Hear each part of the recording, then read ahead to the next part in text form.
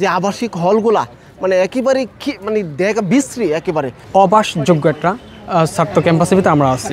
ভূমিকম্পের ফলে আবার ফাটল ধরছে এবং এই বিষয়ে কলেজ প্রশাসন কোনো ব্যবস্থা নেয়নি। এই ঢাকা কলেজের যে আবাসিক হলগুলো আছে 8টা হল, সেই আবাসিক হলগুলা আমি যদি দেখি তাহলে এটা একবারে জরাজীর্ণ অবস্থা এবং হচ্ছে তার বিল্ডিংগুলো আপনি দেখলে আশ্চর্যজনক হয়ে যাবেন।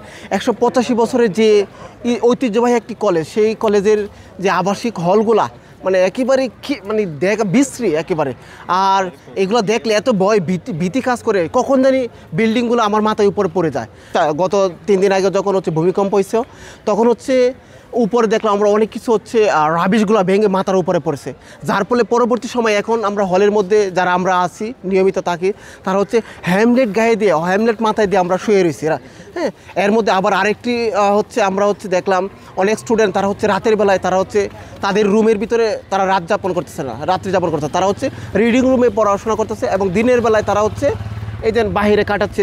আমাদের হলগুলোর অবস্থা এতটাই নাজুক হয়েছে যে বৃষ্টির দিন হলেই পানি ঢুকে যায়, সের সাথে পরিবেশ সৃষ্টি হয়।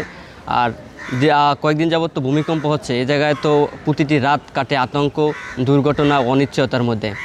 তো কলেজ প্রশাসন প্রতি বছরই বাজেট পায় এবং সেই জায়গা থেকে সংস্কার কার্যক্রম চালায়, কিন্তু দিন শেষে দেখা যায় যে রং করা ব্যতীত আসলে হলের সংস্কার কার্যক্রম বলতে কিছুই হয় না।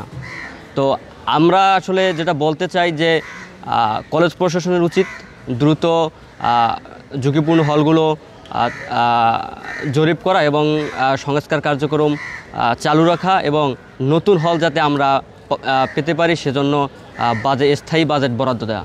গত 2 দিনে প্রায় 3বার ভূমিকম্প হয়েছে, একটা 5.7 স্কেলের এবং আরেকটা প্রায় 3.2 or 3।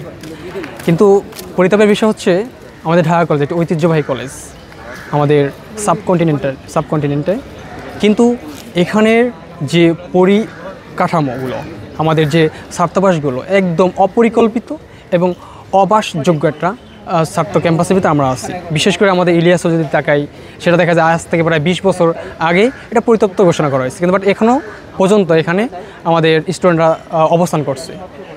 গত 2-3 দিন থেকে যে বারবার ভূমিকম্পের ফলে আমাদের সাধারণ শিক্ষার্থীরা খুব আতঙ্কের মধ্যে আছে এবং গত 1 বছর আগেও আমাদের এই রুমে প্লাস্টার খুলে পড়ছিল এবং এই যে 2 দিন আগে যে ভূমিকম্প হলো, ভূমিকম্পের ফলে আবার ফাটল ধরছে এবং এই বিষয়ে কলেজ প্রশাসন কোনো ব্যবস্থা নেয়নি। এমনকি আমাদের পার্শ্ববর্তী যে প্রতিষ্ঠান আছে ঢাকা বিশ্ববিদ্যালয়, সেখানে প্রশাসনরা এই সংস্কার বিভিন্ন ক্যাম্পাস বন্ধ দিয়ে বিভিন্ন সংস্কার করতেছে, সেই তুলনায় আমাদের প্রশাসন কোনো ধরনের ব্যবস্থা নেয়নি এবং আমাদের কাছে আসার যোগাযোগ করার চেষ্টা করেনি এবং আমরা খুব আতঙ্কের মধ্যে আছি। আমরা